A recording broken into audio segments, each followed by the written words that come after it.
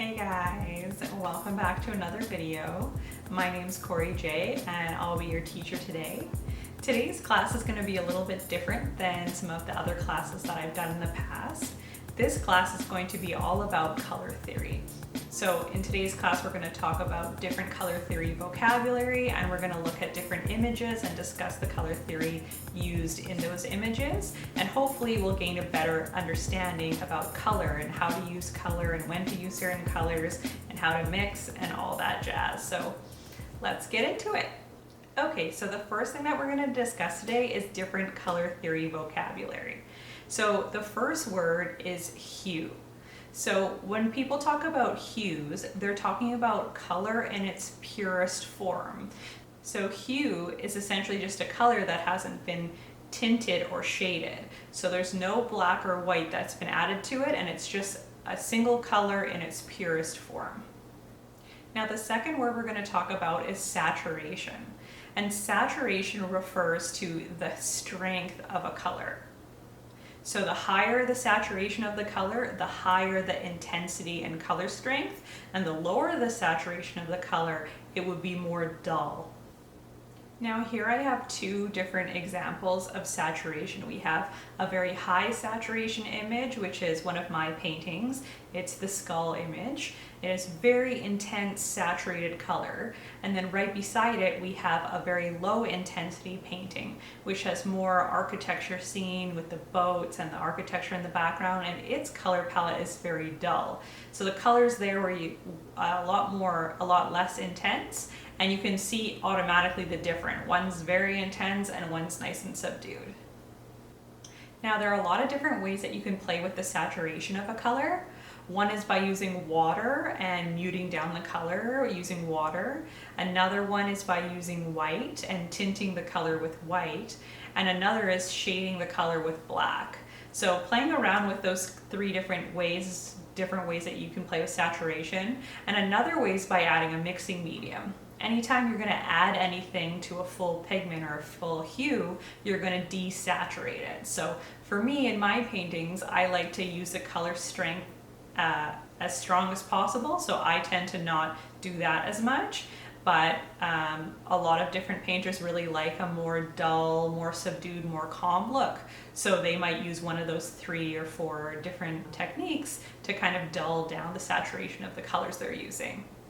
So the next word that we're going to talk about is value, and value refers to the lightness or darkness of a color. Oftentimes when you see paintings that are very successful, they'll have a full range of values. So a whole range of values ranging from white to black in the piece. And they have the whitest whites and the blackest blacks and every kind of color or range of value in between. And oftentimes when you look at something like that, it's very pleasing to the eye because it's balanced, there's lots of contrast, and you can see kind of the whole range. So this piece here by Alpe, F.A., it has a full range of values, so you can see everything from white to black and all the colors in between, and it's really, really beautiful. And next we're going to talk about tints and shades. So a tint is when you add white to a color to tint it, and a shade is when you add black to a color to darken it. So if you want to tint a color, technically speaking, you'd be adding white to it. And if you want to darken a color or shade a color, you would be adding black. Okay, next we're going to talk about color groupings. So the first color grouping we're going to talk about is primary colors. So primary colors are red, yellow, and blue. And then we're going to talk about secondary colors.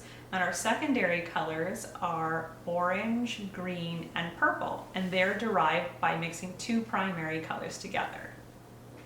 Then we have tertiary colors. Now there's a bit of a debate on tertiary colors, exactly what they mean, but basically tertiary colors are a primary color mixed with either another primary color at half strength or a primary color mixed with a secondary color. Next we have complementary colors. So complementary colors sit opposite each other on the color wheel. So an example of a complementary color would be blue and orange because they're across from each other on the color wheel. Another is yellow and purple. So those are also complementary colors. Complementary colors are often used to add vibrancy or intensity to a work, or to draw the eye to a certain area of the piece. Here I have my geometric elephant painting, and you can see that the colors in this piece are really intense and vivid, and that's because I use complementary colors to make the piece have a big pop or a really strong, intense visual effect. Now we're going to talk about analogous colors. So analogous colors, or an analogous color scheme, would be colors that are sitting right beside each other on the color wheel. So colors that are adjacent on the color wheel. Here in this piece by Tanya Shatseva, you can really see how she's used an analogous color scheme for most of her piece, which you can see that most of the piece are all pretty harmonious, and they're all using those blues and violets and purples that are sitting adjacent to each other on the color wheel. I often find paintings that have analogous color schemes are quite harmonious and just feel really comfortable when you look at them. And last in our color groupings, we're going to talk about monochromatic color scheme. So the monochromatic color scheme is exactly as it sounds, monochromatic, meaning only one color. So basically you would use one color to do all the different hues and just tint and shade them and add white and black, and that would be your whole color scheme. Now you could also add a little bit of other colors here and there. As you can see in this piece by Pablo Picasso, he's done a whole bunch of blues, so light blues and dark blues, and the piece all has this overarching scheme that you can see it all kind of ties together, and often monochromatic pieces have that. Now he did use a bit of different color for the guitar, but that color was still mixed in with blue. So every color in the piece has been touched by blue. So that would be a monochromatic color scheme. Okay, so next we're going to talk about color meanings, because this is really important in paintings or in design work, color meanings. So different colors create different emotions when viewed, and that's just kind of a natural thing. And so there's different colors that different people associate with different emotions or feelings, and it's important to think about these things when you're choosing colors for your work. So for example, graphic designers use this type of color meanings and color associations to pick colors for logo design that are appropriate for what they're trying to convey in the logo, and artists do the same thing. So when we think about the different colors, they're all kind of associated with different feelings or emotions. So I'm going to go through a couple of them just so that you get an idea. It's definitely not all of them, because there's a lot of different things, a lot of different emotions and feelings and, you know, different things that are associated with each color. So I'm not going to go through everything, but I thought I'd go through a couple for you just to start to get you to think about it. So we'll start with red. So red is often associated with passion, or anger. You often hear about the red room. So designers often don't choose red for colors of walls because they make people feel uneasy and unsettled. So red is often a really powerful color to choose. Next we have orange. So orange is often associated with passion and creativity. And then we have yellow. So yellow is often used to emote happiness and activity. So you can think about a sun or a smiley face. They're often yellow to be kind of bright and happy. Then we have green. So green is often associated with environmental factors, so forests, landscapes, that kind of thing, and also wellness and healing. So the color green is often used in organic food packaging, or wellness products to help stimulate the mind and make you feel a sense of wellness and health. Next we have blue. So blue has a lot of different associations. Some of them are calmness, some of them are sadness, some of them are trust and wisdom. So it really depends what you want to get across in your piece, but often we find blue pieces can have a really kind of calming feeling to them. Purple has a couple different ones too. Oftentimes we associate purple with wealth or royalty, as well as romance. It's used in romance apps. It's often the color background for romance. as well as relaxation and ambition. So oftentimes yoga companies will have a purple element to their logo or to their packaging. So that's all associated with that same kind of ambition and relaxation feeling. White is often associated with purity and peace. And then the opposite, black, is often associated with death as well as power. So you have the things like the 8-ball. 8-ball means you lose the game, so that kind of thing. And black is also associated with darkness. So it's a very powerful color and can be used as a strong, impactful hue in your work.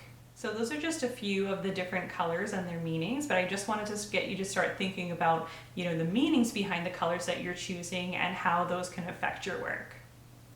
Another thing that I wanted to talk about quickly is color bias.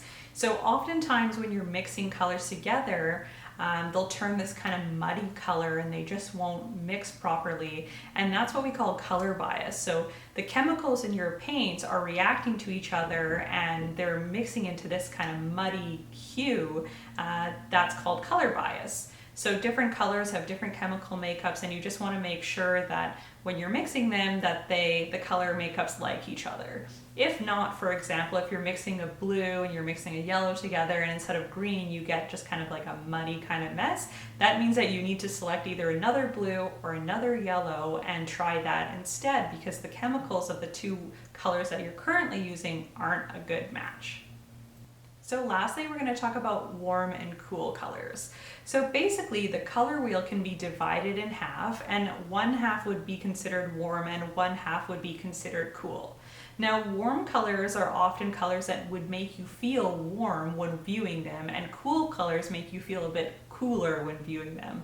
So warm colors are said to be active and kind of bright and cheery, kind of like how the sun would warm you, same kind of feeling that you would get. And then cool colors do just the opposite. They tend to be cooler and more somber colors. Now, it's important to note that any color could be cool or warm just by adding some of a cool color or warm color to it and tinting it. So for example, you could have a blue and you could add quite a bit of red to it and make it more of a warm blue. Or you could have a blue and not add anything to it, and then it would probably still be a cool blue.